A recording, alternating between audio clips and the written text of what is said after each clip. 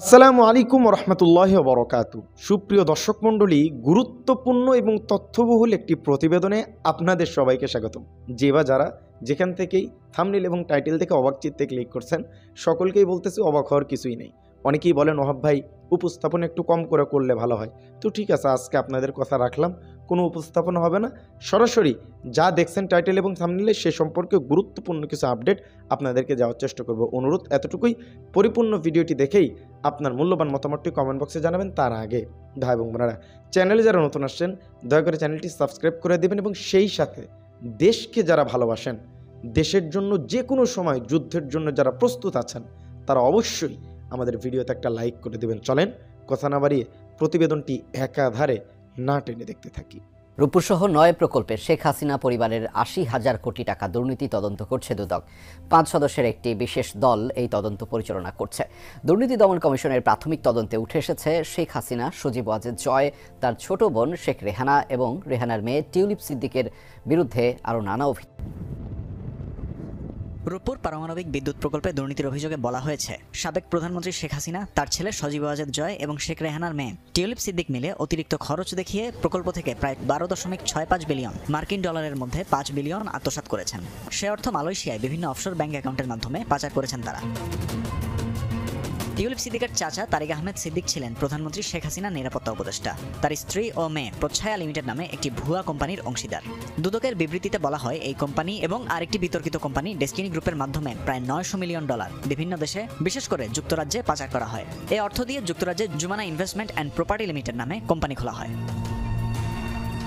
রাশিয়ার কাছ থেকে ৪০০ কোটি পাউন্ড ঘুষ নেওয়ার অভিযোগে যুক্তরাজ্যে জিজ্ঞাসাবাদ করা হয়েছে লেবার পার্টির মন্ত্রী টিউলিপ সিদ্দিককে। রোববার রাতে লন্ডনে টিউলিপের কার্যালয়ে যান ব্রিটিশ মন্ত্রিসভার ন্যায় ও নৈতিকতা বিষয়ক বিভাগের সদস্যরা। ২০১৪ সালে যুক্তরাষ্ট্র বনাম রিজভী আহমেদ মামলায় সজীব ওয়াজেদ জয়ের নাম প্রথমবার অর্থ পাচারে সন্দেহভাজন হিসেবে উঠে আসে। পরে মার্কিন গোয়েন্দা সংস্থার তদন্তে জয়ের জড়িত থাকার প্রমাণ পাওয়া যায়। তদন্তে উঠে এসেছে হংকং ও কেইম্যান আইল্যান্ডসের বিভিন্ন অফশোর অ্যাকাউন্ট থেকে যুক্তরাষ্ট্রের ওয়াশিংটন ও নিউ ইয়র্ক এবং যুক্তরাজ্যের লন্ডনে অর্থ স্থানান্তরিত করা হয়। মার্কিন বিচার বিভাগের সিনিয়র অ্যাটর্নি লিন্ডা স্যামুয়েলস এবং স্পেশাল এজেন্ট লা প্রেভর্ট ৩০০ মিলিয়ন মার্কিন ডলার বাংলাদেশ থেকে যুক্তরাষ্ট্রে স্থানান্তরের প্রমাণ পেয়েছেন।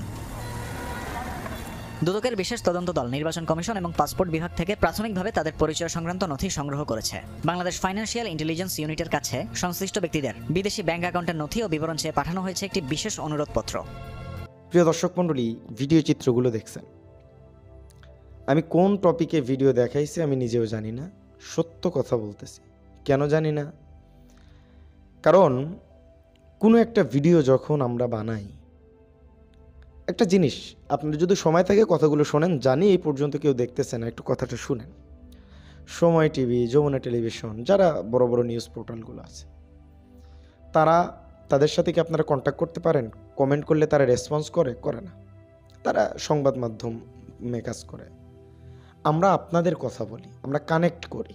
এই যে কথা যেভাবে বলতেছি, এইভাবে কিন্তু গণমাধ্যম কথা বলে না, আমরা বলি। তো সেই জায়গা থেকে একটা ভিডিও দেখলাম, আমি যদি আমার মতামত, আমার কিছু ছোট একটা হালকা ১-১.৫ মিনিটের উপস্থাপনা না করি, তাহলে কি হলো? এটা কোনো হলো? কিছুই হলো না। তো একটা ২-৩টে ভিডিও আমরা দেখাই, সেই সম্পর্কে আপনাদেরকে একটু বলি যে আসলে কাহিনীটা কি ঘটতেছে। তারপরে আপনাদের ভিডিওগুলো দেখাই, তার ভিতরে আরও অনেক ডিপ নিউজ থাকে, তো সেগুলো আপনারা দেখেন। তো তারপর আমি ইদানিং ভিডিওতে লিখে দেওয়ার চেষ্টা করতেছি যে এখান থেকে মূল ভিডিও শুরু, আপনি যদি কথা না শুনতে চান টেনে দেখতে পারেন। তো অনেকের এই প্রশ্নটা থাকে যে কথা কেন বলি? এই জন্যই বলি, আপনাদের সাথে কানেক্ট করি। ভালো না লাগলে টেনে দিয়ে দেখবেন, সমস্যা কি? টানার অপশন তো আছে, এক না হয় যে ভাই টানাই যায় না, বিষয়টা তো এরকম না, তাই না? তো ঠিক আছে, আজকের ভিডিও ছিল এ পর্যন্তই।